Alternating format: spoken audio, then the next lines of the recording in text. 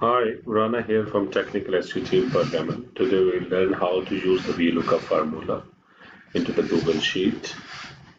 So to use this formula, you first have to understand what's the purpose of this VLOOKUP. VLOOKUP will fetch or get the results from a specific range based on a input. For example, I'm using this sample data.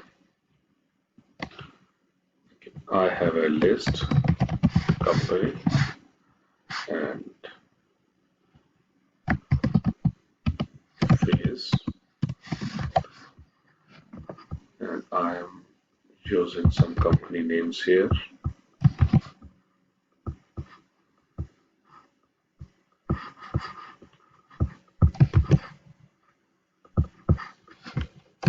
Okay, I have used the two company names, and its phase is 1, its phase is 2, and I want to fetch the relevant phase for the company.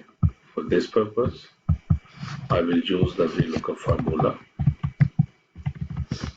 is equal to VLOOKUP.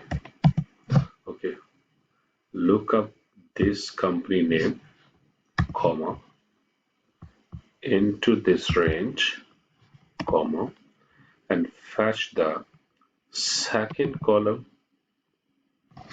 comma, and the output should be false. False means the exact match. The false. Close the bracket, hit the enter button, and now you can drag this. Here you can see it's fetching the relevant phase numbers. Philips 2 and Adidas 1. And if I change here yes or no, you will see here yes and no.